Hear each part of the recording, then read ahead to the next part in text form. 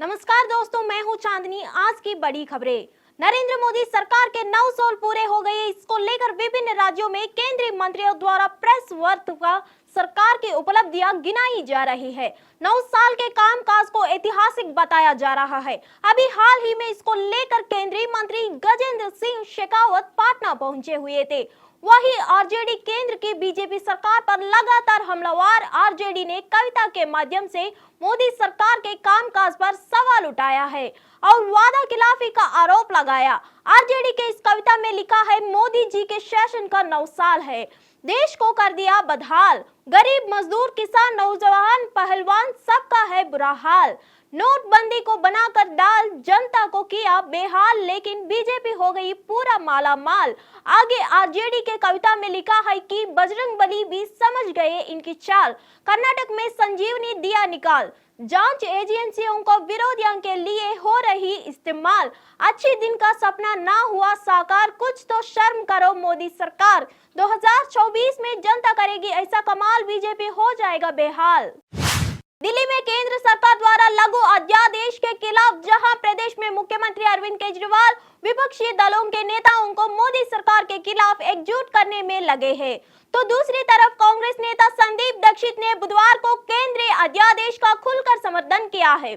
उन्होंने कहा कि मैं आश्चर्यचकित हूं कि देश के बड़े बड़े नेता केंद्र शासित प्रदेश और राज्य का मतलब ही नहीं समझते।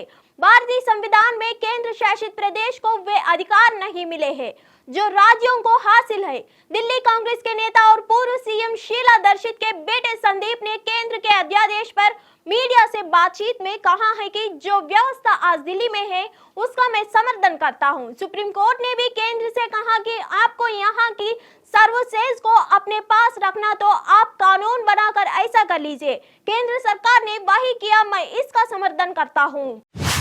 किसानों के एक तख्तकार गुट ने गुरुवार को उत्तर प्रदेश के मुजफ्फरनगर जिले के शोराम कस्बे में एक अहम का पंचायत बुलाई है, जिसमें देश के कुछ शीर्ष पहलवानों द्वारा चल रहे विरोध प्रदर्शन पर फैसला किया जाएगा।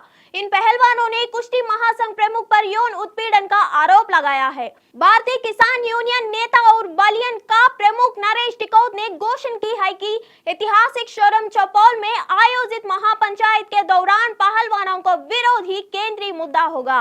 पहलवानों ने इसी साल जनवरी में देश की राजधानी नई दिल्ली में विरोध प्रदर्शन शुरू किया था और वे भारतीय कुश्ती महासंघ के अध्यक्ष ब्रजभूषण शरण सिंह के खिलाफ कार्रवाई की मांग कर रहे हैं, जिन पर महिला एथलीटों ने यौन उत्पीड़न करने का आरोप लगाया है। 3 दिन पहले तेज हवा आंधी के चलते उज्जैन स्थित महाकाल लोक में 7 सप्तऋषियों की मूर्तियां में से 4 गिर गई थी। इस मामले में कांग्रेस ने सरकार पर भ्रष्टाचार का आरोप लगाया था। इसे लेकर राजधानी भोपाल में शिवराज सरकार के मंत्री भूपेंद्र सिंह ने 2 टूक कह दिया है कि महाकाल लोक में भ्रष्टाचार नहीं हुआ है, तेज हवा आंधी की वजह से मूर्तियां गिरी थी। कांग्रेस गंदी राजनीति कर रही है। मंत्री भूपेंद्र सिंह ने राजधानी भोपाल में आयोजित पत्रकार वार्ता में कहा कि उज्जैन में महाकाल लोक बनाने का निर्णय साल 2017 में शिवराज सरकार का समय लिया गया था। महाकाल लोक निर्माण के लिए टेंडर प्रक्रिया भी हमारी सरकार में हुई थी, लेकिन बाद में कांग्रेस की सरकार आ गई थी। कांग्रेस सरकार में वर्क ऑर्डर और 1.25 साल का काम कांग्रेस की सरकार के दौरान हुआ था। तब कांग्रेस की ही सरकार थी और नागरिक प्रशासन मंत्री भी कांग्रेस से ही थे। कांग्रेस सरकार हटने के बाद हमारी सरकार ने इस काम को आगे बढ़ाया गया था। आरबीआई के द्वारा 2000 के नोट बिना पहचान के बदलने के फैसले को सुप्रीम कोर्ट में चुनौती दी गई है। याचिका में दिल्ली हाईकोर्ट ने आरबीआई के नोटिफिकेशन को बरकरार रखने के फैसले पर रोक की मांग की गई है। दिल्ली हाईकोर्ट ने नीतिगत मामले के बताते हुए याचिका को खारिज कर दिया था। भाजपा नेता और वकील अश्विनी उपाध्याय इसके विरोध में सुप्रीम कोर्ट पहुंचे हैं। पीठ ने कहा कि एक बार अन्य मूल वर्ग में बैंक नोट पर्याप्त मात्रा में उपलब्ध हो जाने के बाद उद्देश्य पूरा हो गया है। पीठ ने आगे कहा कि इस नोटों को वापस लेने का निर्णय नोटबंदी का हिस्सा नहीं है।